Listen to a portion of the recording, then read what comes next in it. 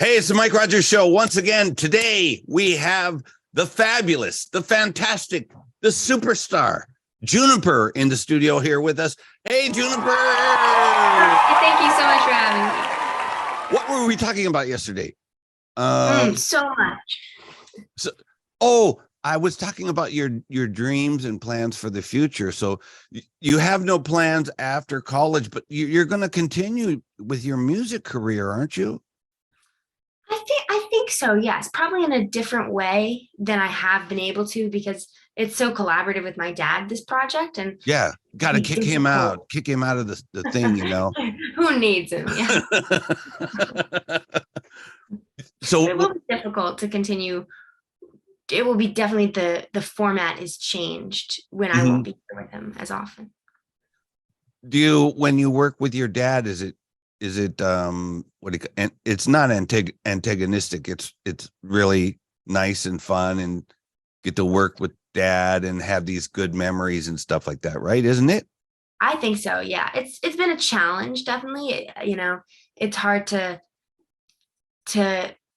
communicate clearly when you both feel really strongly about something and you're both so passionate about a project. It can be difficult to kind of see another side. So I think that's been something we've worked on. But I think especially now that we've done 2 albums, we've really streamlined the process. Now we're pros. We know how to listen to each other better and how to have a lot of fun doing it.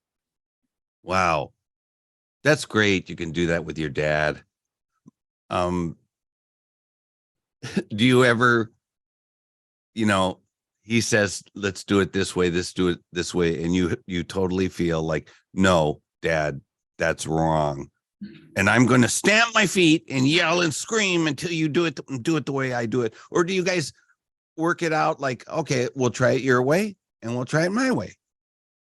How does that work?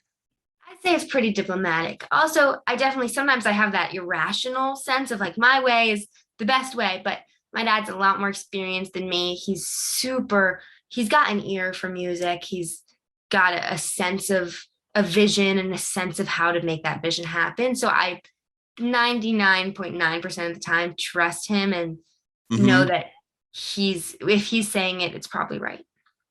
Oh, so let's say in the future, let's say you go to college and you're going to be away from home, right? Right. Maybe you'll be away from home and you might meet some people and then like, hey, let's start a band or do something like that, right? Yeah. And then if you did start a band, what kind of a band would you like to be in? Would you like to be in like a punk band or a soul band? Or you've cut out. I couldn't hear. I heard start a band and then that was it. When you go to college, you'll probably meet more musicians and people will definitely say, Juniper, please come and rehearse with it. If they're smart, they won't say that. They'll say, hey, why don't you come down? We're having a band practice and you can check it out, Yeah. and then they'll ask you if you want to be in the band. But what kind of band would you like to be in? Would you like to be in like a hardcore punk? Or would you want to be like in a pop punk band? Or do you want to be in like a Motown sounding band or what? I think something fun. Probably like not to go against the same thing every time, but sort of like a 60s rock, Beach Boys, Beatles kind of sound, something very instrument. Because, the music now, I sound so old saying this, the music now is much more computerized than it was then. So something that is very instrument heavy and harmony heavy and fun to perform. So I basically do not like the new, what do you call it, the Billboard charts, because everything is so you're frozen. Hello? Hello, you froze. can you hear me? Yeah. I got you up into, I basically do not like. Oh yeah, I basically do not like the new Billboard chart music. Uh-oh, we froze again.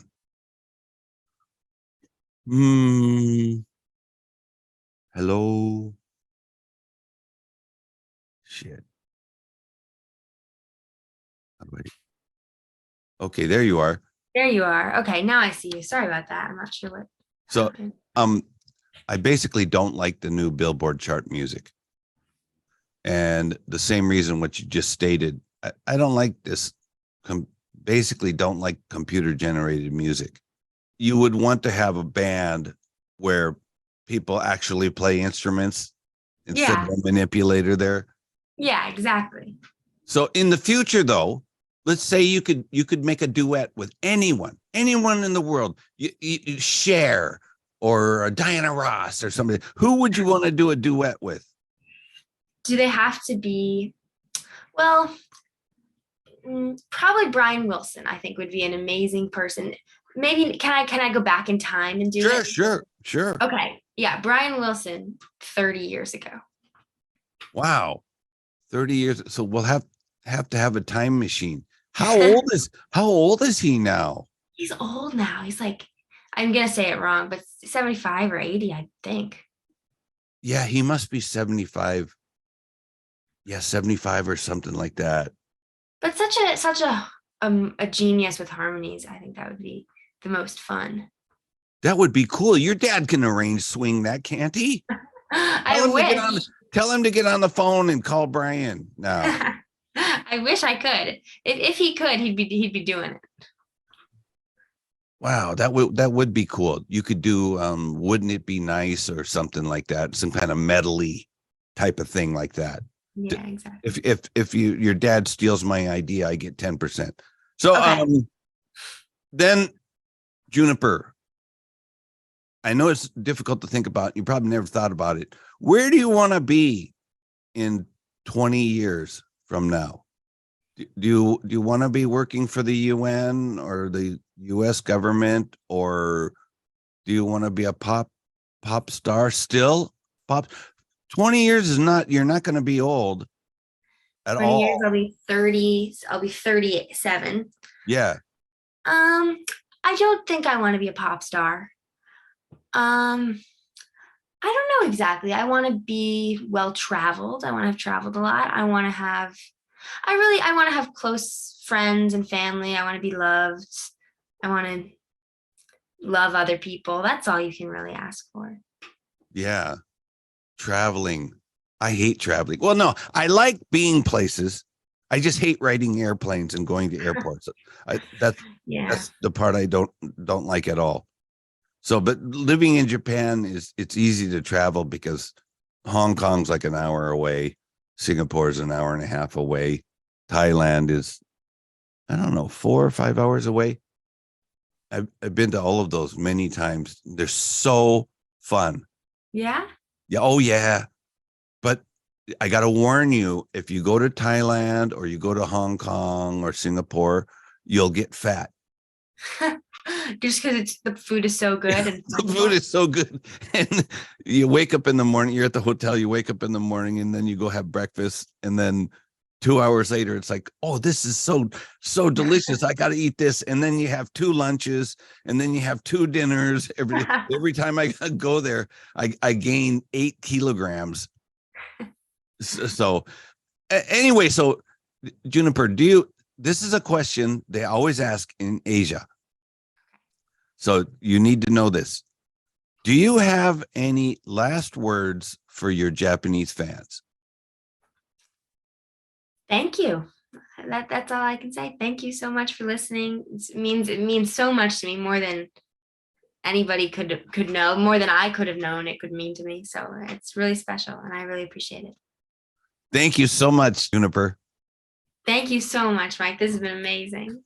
Thank you. So everyone, Juniper, her record goes on sale January 10th. She steals candy. She denies that completely, but that's the name of the record. And you're definitely going to want to check it out, and check it out on the Mike Rogers Show, because we're going to be playing it like crazy. And anyhow, thank you so much, Juniper. Thank you. Really, this has been incredible. And tell your dad I said thanks. I will. Yeah. He says thank you as well. Okay. So I'll see you later. Okay. Bye. Bye. Thank you so much, Mike. Bye.